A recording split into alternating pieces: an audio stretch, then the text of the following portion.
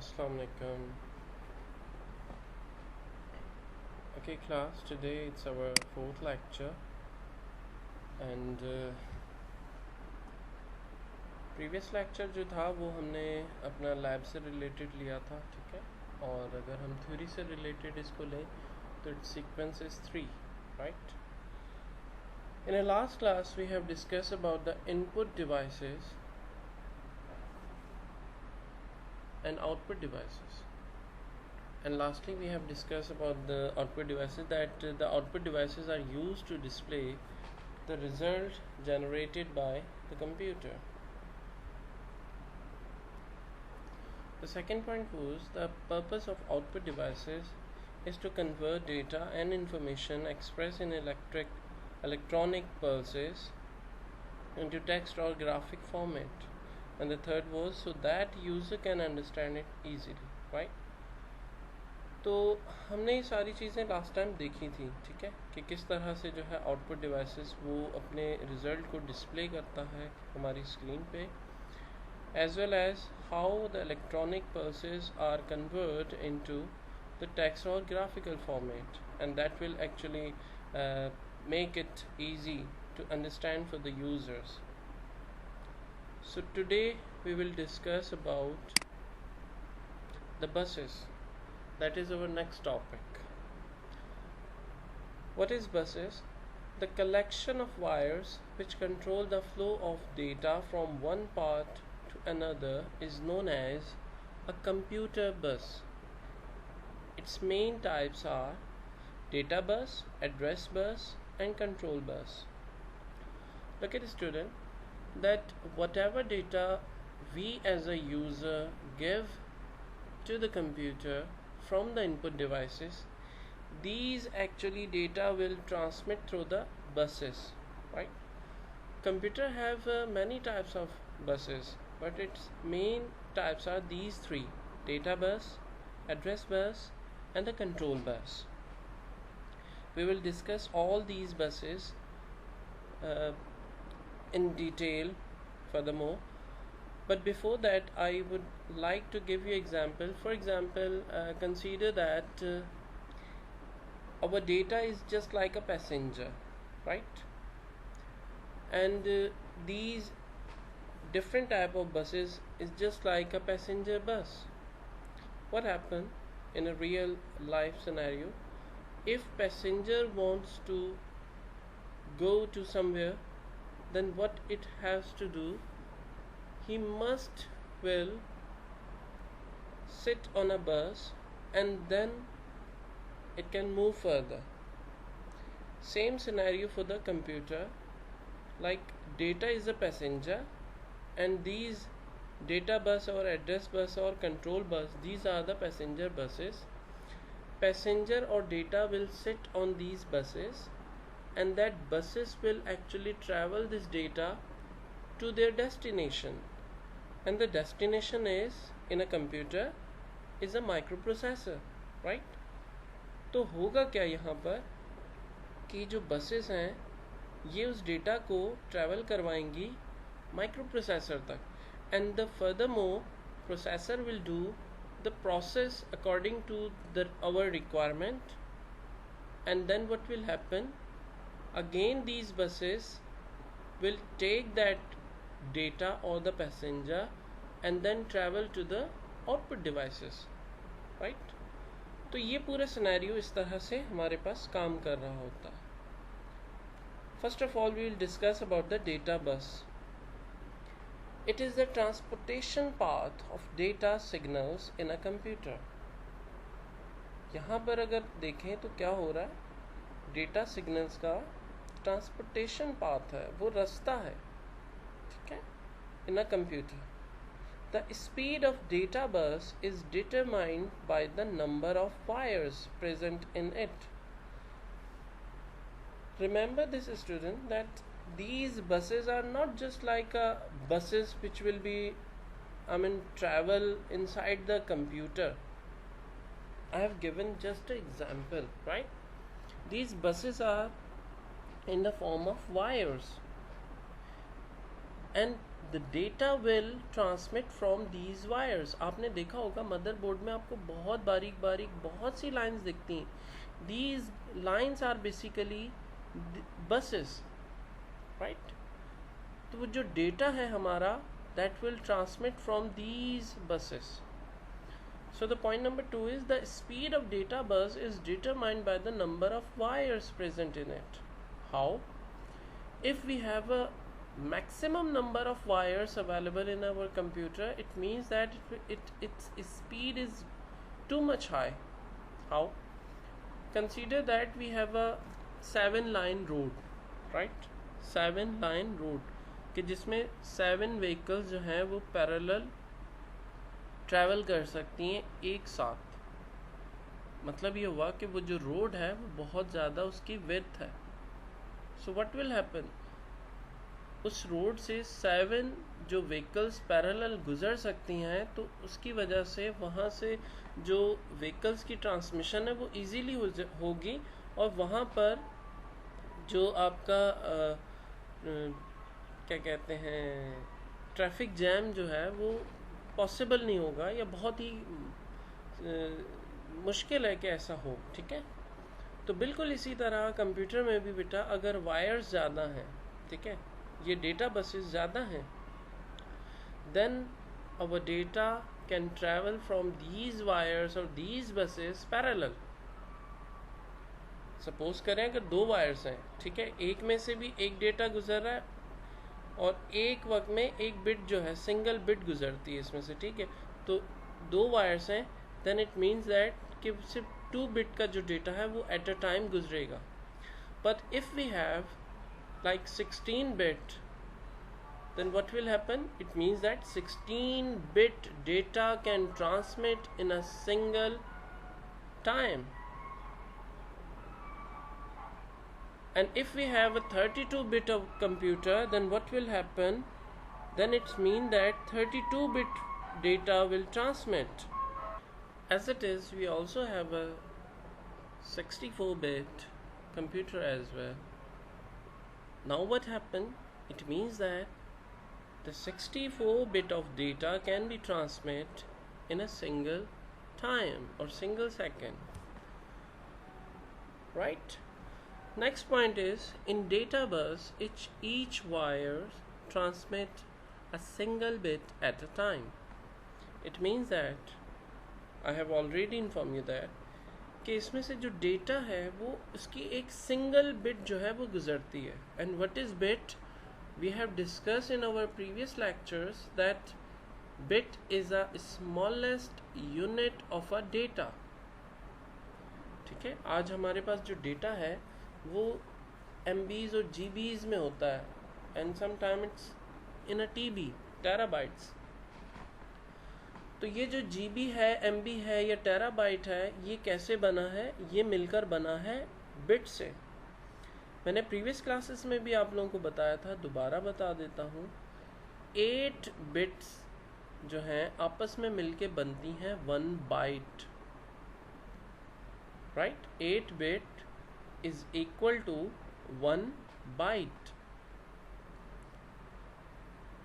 And 1024 bytes is equal to 1 megabyte. Remember it, 1024 bytes is equal to 1 megabyte or MB. As it is, 1024 MB or megabyte is equal to 1 GB or kilobyte. Again listen, I think I have missed something. 8 bits is equal to 1 byte. 1024 byte is equal to 1 kilobyte, not megabyte. Sorry. 1024 bytes is equal to 1 kilobyte, KB. Then 1024 KB is equal to 1 MB. As it is, 1024 MB is equal to 1 GB. And same 1024 GB is equal to 1 TB। ठीक है, और इसी तरह TB के बाद जो है पीटाबाइट भी हमारे पास आ चुकी है। और वो क्या है 1024 जो टेराबाइट है दैट इज इक्वल टू 1 पीटाबाइट। तो ये जो साइजेस हमारे पास होते हैं ये तमाम बेटा बिट से ही मिलके बनते हैं। तो जो स्मॉलेस्ट यूनिट है आपकी वो क्या है, बिट। तो वो जो सिंगल एक बिट है वो गुजरती है। अब आप सपोज करें कि अगर आपने 1 MB का डेटा जो है वो गुजारना है, या चले 1 MB में बहुत ज़्यादा कह रहा हूँ, सपोज करें कि आप जो है वो 2 बाइट्स का डेटा आपने गुजारना है, ठीक है, ट्रांसमिट होना है 2 bytes, each byte is equal to 8 bit, right. So 2 bytes means the data is of total 16 bit, ठीक है। अब सपोज करें जो हमारे पास डेटा बस है वो सिर्फ 2 बसेस पे डिपेंड करती है, यानी 2 वायर्स हैं। तो अब क्या होगा, 16 ने गुजरना है और लाइन से सिर्फ 2, तो पहले 2 दोनों में से यानी एक में से 1 गुजरेगी, दैट इज़ 2, ठीक है। एट अ टाइम एक गुजर गई, फिर अगले नैनो सेकंड में दूसरा गुजरेगा, इसी तरह का पेयर, फिर तीसरा, चौथा। सपोज करें 1 नैनो सेकंड लग रहा है एक जो है पेयर को गुजारने में, तो टोटल इस तरह के 8 पेयर्स गुजरेंगे। क्यों? क्योंकि हमारे पास 16 बिट्स हैं, ठीक है। तो 16 बिट जो डेटा है गुजर रहा है सिर्फ 2 वायर्स में से, अगर तो वो कितने नैनो सेकंड लेगा, वो 8 नैनो सेकंड ले लेगा, ठीक है। और सपोज करें कि अगर हमारे पास हम डेटा को मज़ीद बढ़ाते हैं, ठीक है, हमारे पास 2 बाइट्स था जो कि 8 बिट डेटा बन रहा था। सपोज करें हमारे पास जो है वो 4 बाइट्स का डेटा है, ठीक है, विच मीन्स 32 बिट डेटा, और अगेन 2 वायर्स में से गुजरना, ठीक है। तो वो कितने नैनो सेकंड लेगा,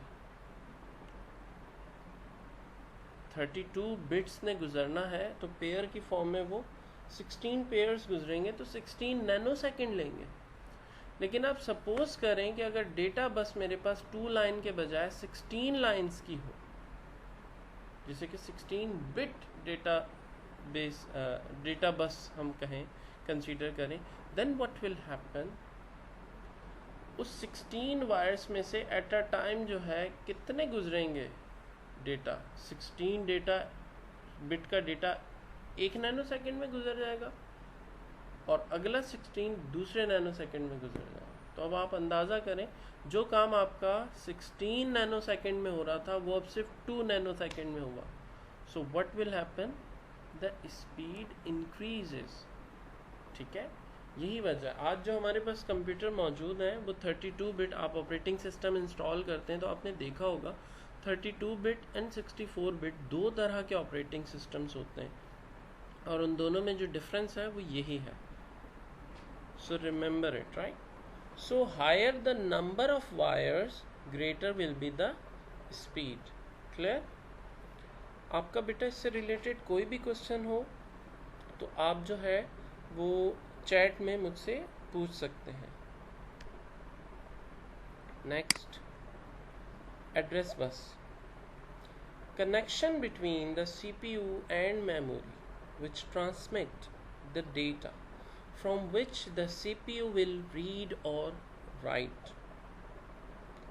अब यहाँ ये क्या कह रहा है, देखिए, कनेक्शन जो है कंप्यूटर की मेमोरी और CPU का, जिसके ज़रिए क्या ट्रांसमिट होता है, address, from which the CPU will read or write. यहाँ पर कुछ चीज़ें हैं जो आप पहले समझ लें। वो क्या, that what is address here, look at student, each memory has its address just like our house address. देखिए हमारे घर का एड्रेस किस तरह होता है, एक ब्लॉक नंबर होता है, देन आफ्टर दैट उस ब्लॉक में बहुत से घर होते हैं और उनके अपना एक नंबर होता है, ठीक है, like house number 1, house number 2, house number 3 and so on. बिल्कुल इसी तरह जो डेटा है, डेटा भी मेमोरी में एक एड्रेस के साथ एग्जिस्ट करता है। and that address is very important to call the data, right? Computer इस तरह नहीं होता कि बस वो डेटा को कॉल कर ले. If we call a data, then we also give its address that where this data is located. इसकी एग्जाम्पल इस तरह से मैं आपको दूंगा. आपने कभी अपने कंप्यूटर में फाइल को फाइंड किया होगा, और जब आप फाइल को फाइंड करते हैं तो आप वहाँ उसका एड्रेस भी देते हैं कि किस जगह पर या किस लोकेशन पे वो फाइंड करें. लाइक आप अपनी हार्ड ड्राइव के सी पार्टीशन में ढूंढ रहे हैं, डी में, ई में, एफ में, या डेस्कटॉप पे ढूंढ रहे हैं, या डॉक्यूमेंट में, you must have to give its address. ठीक है, और वो जो एड्रेस आप देते हैं वो तो एक बड़ा एड्रेस है. ठीक है, वो बिल्कुल इस तरह समझ लें कि आप एक अपना डेटा ढूंढ रहे हैं, लाइक आप सी ड्राइव में ढूंढ रहे हैं, तो इट्स जस्ट लाइक आप कराची पूरे में ढूंढ रहे हैं वो. ठीक है, तो वो उसमें से नेम वाइज जो है वो फाइंड करके आपको देता है कि इस नेम के कहाँ कहाँ कितने लोग मौजूद हैं. ठीक है, so again I read this. Connection between the CPU and memory which transmit the address. वो कनेक्शन जो CPU और मेमोरी के दरमियान में मौजूद होता है, जो कि क्या करता है, एड्रेस को ट्रांसमिट करता है, from which the CPU will read और राइट, कि जिसके ज़रिए जो CPU है वो आपके डेटा को रीड भी कर सकता है और राइट भी कर सकता है, right. And this is known as address bus. Address is a physical memory location where data is exist. जो चीज़ मैंने अभी आप लोगों को समझाई कि एड्रेस बेसिकली है क्या, वो एक फिजिकल मेमोरी की लोकेशन होती है. आपकी मेमोरी में डिफरेंट चंक्स बने हुए होते हैं और उनकी एक लोकेशन जो है वो दी हुई होती है फ्रॉम द आर्किटेक्चर साइड. तो उस एड्रेस के अकॉर्डिंग जो है उस फिजिकल मेमोरी पे जाके आपके डेटा को वो कॉल कर लेता है. सो अ बस connection the CPU with main memory and used to identify particular location in main memory is called address bus. तो इस तरह क्या करते हैं, ये जो बस है ये CPU को कनेक्ट कर देती है मेन मेमोरी के साथ. वजह क्या होती है, ताकि ये पर्टिकुलर जो लोकेशन है उसको आइडेंटिफाई कर सके आपकी जो मेन मेमोरी है उसमें से. यहाँ तक किसी का कोई क्वेश्चन हो तो kindly ask me from the chat section, और you can also raise your hand. Next, control bus. This bus is directing bus for data and address bus, or it controls them. Listen student, this is also very important control bus. This is very important bus. Why? Because it will actually control all the different type of buses, right? That how data will transmit, where data have to be transmitted. So these all things will be controlled from the control buses. Next point, it is the most important bus among all the buses, जो कि मैंने अभी आप लोगों को बताया, because it controls the flow of all types of computer signals. जितने भी टाइप्स के सिग्नल्स उसके जनरेट हो रहे होते हैं, इनपुट से जा रहा है, चाहे वो इनपुट के बाद प्रोसेसिंग में प्रोसेस होने के बाद वो आउटपुट की तरफ जा रहा हो, तो these all signal will be controlled by this control bus. It decide which path to be followed to transmit data and information. This is very important also. That कि ये करेगा क्या कि आपका जो डेटा है, ठीक है, उसको कब भेजना है, कहाँ से भेजना है, किस बस की या किस वायर से जो है उसको गुजारना है, it will actually decide. Right? ये बिल्कुल जो है यूँ समझ लें आपके ट्रैफिक कंट्रोलर की तरह बेटा काम करता है. जो रोड पे हमारे ट्रैफिक कंट्रोलर मौजूद होते हैं, पुलिस वाले, उनका काम क्या होता है कि वो ट्रैफिक को कंट्रोल कर रहे होते हैं. बिल्कुल उसी तरह, बिल्कुल सेम उसी सिनेरियो के मुताबिक ये भी काम कर रहा होता है. ठीक है, it has to be decided that which data have to be transmitted from which path, right? Next is port. What is port? A computer port is a socket at the back of computer used to plug in various computer related devices. देखिए आपने देखा होगा कि हमने जब हम computer को इस्तेमाल करना चाहते हैं तो we must have to be plug many different types of peripheral devices. What do you mean by peripheral devices? Peripheral means the devices which we can attach to the computer externally, right? तो हम different type की बेटा peripheral devices अपने computer के साथ attach करते हैं. For example we have a keyboard like a mouse, a monitor like speaker or microphone, printer. Many types of different devices are available. So how we can connect these devices to our computer? Of course by wires. So where these wires we have to be attached? We attach with the CPU. And the place which is available on the back side of a CPU is actually known as a ports, right? उन ports में हम उन wires को जो है attach करते हैं. We have different types of ports, right?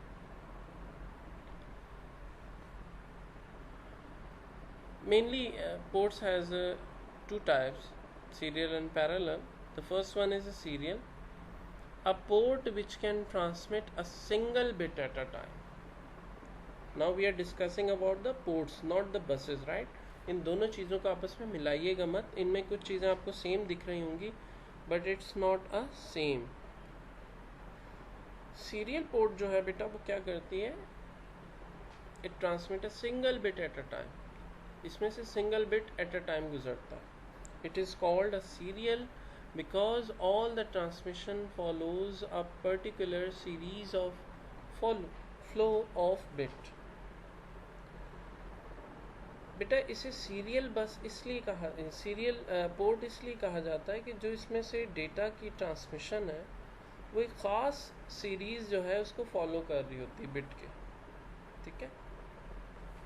For example होता क्या है, आप डेटा एक सेंड करते हैं इसके ज़रिए, तो जो डेटा है वो पूरे का पूरा, जाहिर है आप एक साथ बहुत सारा भी डेटा ट्रांसमिट कर सकते हैं. तो उस सूरत में क्या होगा कि जो डेटा है वो बिट बाय बिट एक दूसरे के पीछे पूरा क्यू में लग जाता है. ठीक है.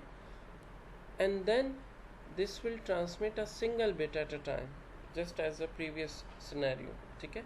कि वो सिंगल बिट क्या है, किस तरह से और क्यों है, वो सब हमने प्रीवियसली डिस्कस किया.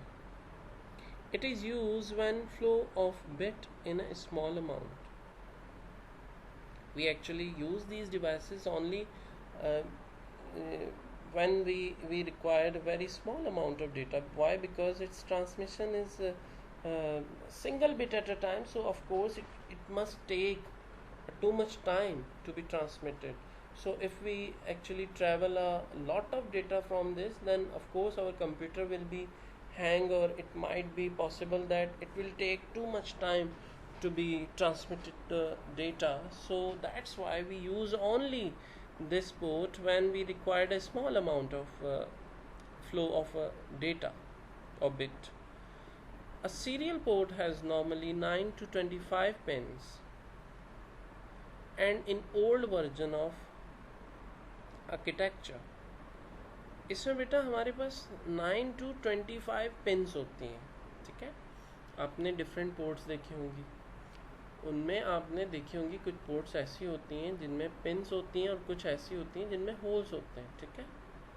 तो जो सीरियल पोर्ट है उसमें 9 to 25 पिन्स होती हैं. डिफरेंट मतलब सीरियल पोर्ट ऐसा नहीं है कि कोई एक ही टाइप की पोर्ट है, सीरियल की भी इटसेल्फ बहुत सी टाइप्स होती हैं. ठीक है. उन पोर्ट्स में मिनिमम 9 पिन्स हो सकती हैं और मैक्सिमम 25 हो सकती हैं. 25 पिन्स की जो थी वो ओल्ड वर्जन हुआ करते थे. ठीक है. अब इतनी ज़्यादा पिन्स में नहीं आती. It is also known as a male connector. Next is parallel port. A port in which number of signals transmit at a same time parallel to each other. Parallel port में बेटा क्या होता है, इसमें eight a time जो है ज़्यादा signals जो है ट्रांसमिट कर सकते हैं. In a previous we have discuss that can only transmit a single bit at a time, but this can transmit a many signals at a time. This port is used when data flow is in large amount and a lot of data flow is required simultaneously like monitor port. ठीक है, जिस तरह monitor की port है बेटा, उसमें से क्या होता है, एट अ टाइम बहुत ज़्यादा डेटा आपने गुजारना होता है. ठीक है, मॉनिटर में आपके ग्राफिकल डेटा भी जाता है, आपकी कलर स्कीम्स भी जाती हैं. ठीक है, और इस तरह का बहुत सारा डेटा होता है जिसने बहुत फास्ट जो है ट्रांसमिट, उसकी जो हमें ट्रांसमिशन है बहुत फास्ट चाहिए होती है. फॉर एग्जांपल आप देखें, अगर आप गेम खेल रहे हैं, ठीक है, आप इधर उधर जब मूव करते हैं माउस से, तो वो क्या हो रहा होता है, बहुत तेज़ी से कलर उसके चेंज हो रहे हैं according to your screen.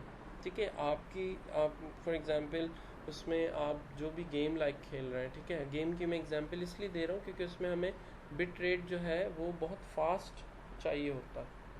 Like आपका फेस एक सीन की तरफ है, आप फ़ौरन से माउस को राइट साइड पे अगर टर्न करते हैं तो फ़ौरन आपका सीन जो है वो चेंज हो जाता है. तो जो कलर स्कीम आपकी मॉनिटर पे दिख रही है, it must have to be change and its refresh rate is also required a very huge, right. तो इसी तरह बिल्कुल अगर आप कोई वीडियो अगर प्ले करते हैं स्क्रीन पे, तो उसके लिए भी जो हमारे पास डेटा है वो बहुत ही हाई रिक्वायर्ड होता है.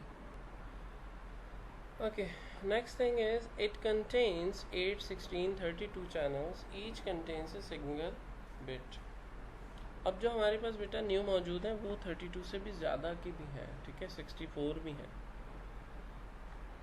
तो ये डिफरेंट उसके चैनल्स आते हैं और ये इस पर डिपेंड करती है उसकी जो स्पीड है. It is also called a female connector, contains 25 holes. इसे जो है फीमेल कनेक्टर भी कहा जाता है. ठीक है, और इसमें मैक्सिमम 25 होल्स हो सकते हैं. ठीक है. The next topic we have to be discuss is motherboard, which is also very important. Motherboard, its name also shows that what type of board it is. Its a motherboard. देखिए बेटा, जिस तरह माँ जो होती है वो अपने साथ अपने तमाम बच्चों को जोड़ के रखती है, अपनी फैमिली को जोड़ के रखती है, बिल्कुल इसी तरह मदरबोर्ड जो है इसका काम होता है कंप्यूटर में. What is basically a motherboard? Motherboard computer में हमारे पास सीपीयू के अंदर वो मेन बोर्ड होता है जिसके साथ तमाम कंपोनेंट जुड़े हुए होते हैं.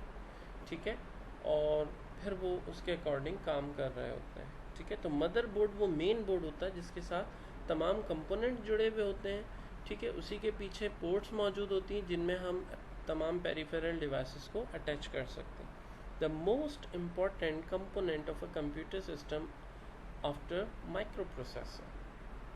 आप अंदाज़ा करें, माइक्रो प्रोसेसर के बाद सबसे ज़्यादा इम्पॉर्टेंट जो कंपोनेंट है वो हमारा मदरबोर्ड है. ठीक है, it is a main circuit board which controls the overall process including input and output signals. जितने भी हमारे इनपुट और आउटपुट के सिग्नल्स हैं उन सब को क्या करता है, ये कंट्रोल करता है. ठीक है, ताकि उसके अकॉर्डिंग प्रोसेस हो सके. यहाँ पर जो लिखा हुआ है कि it is a main circuit board which controls the overall process including input और output signaling. यहाँ पर जितने भी बेटा इनपुट और आउटपुट सिग्नल्स आ रहे होते हैं ना, उनको ये कंट्रोल कर रहा होता है, क्योंकि इसी का हिस्सा है तमाम बसेस जो होती हैं वो बेसिकली मदरबोर्ड पे अटैच होती हैं. ठीक है, you can consider a motherboard and buses as a same, right. वजह क्या है, क्योंकि जो मदरबोर्ड है इसी के ऊपर जो आपकी बसेस है ना वो प्रिंट हुई भी होती हैं. वो जो स्मॉल वायर्स मैंने बताया ना, बहुत सारी वायर्स होती हैं बारीक बारीक जो हमें दिख रही होती हैं. ठीक है, जिन्हें आप सोल्डिंग भी कह सकते हो, माइक्रो सोल्डिंग हुई भी होती हैं वो. तो वो तमाम जो है वो आपके मदरबोर्ड के ऊपर प्रिंट होती हैं बेसिकली, और उनके ज़रिए जो है डेटा ट्रांसमिट हो रहा होता है. Many extra features like video card, sound cards, and sometimes modems are directly connected with the board. बहुत से बेटा एक्स्ट्रा हमारे पास फीचर्स कह लें या डिवाइसेस कह लें, वो भी इसी मदरबोर्ड के साथ जो है कनेक्ट होती हैं. जैसे कि आपका वीडियो कार्ड है, ठीक है, आपका ग्राफिक्स कार्ड, यानी वो आप कहाँ अटैच करते हैं. You have to be attach that with your motherboard, ठीक है. As it is our sound card is also attached with this motherboard, and sometimes modems are directly connected with the board. जो हमारे पास बेटा पुराने computer थे at that era, we also attach our modems directly to the motherboard. अब normally आप लोग modem use नहीं करते हो, ठीक है. अब हमारे पास जो कनेक्ट होता है वो लैन कार्ड होता है, लोकल एरिया नेटवर्क कार्ड, जिसके थ्रू आप इंटरनेट कनेक्ट करते हैं, या फिर आपका वाईफाई मौजूद होता है आपके कंप्यूटर में या लैपटॉप में, जिसके ज़रिए आप इंटरनेट यूज़ करते हैं. Before that, I mean if we talk about the previous era, जो पुराने कंप्यूटर थे उनमें मॉडेम इस्तेमाल होता था, and that modem have to be connect with our telephone wire, जिसके थ्रू हम इंटरनेट कनेक्ट करते थे. तो इसी तरह बेटा और जितनी भी डिवाइसेस हैं वो आपकी मदरबोर्ड के साथ कनेक्ट होती हैं, ठीक है. And here we have to be finished our this chapter. अब आपकी जो जो क्यूरीज हैं, जो जो क्वेश्चंस हैं, you can ask me one by one.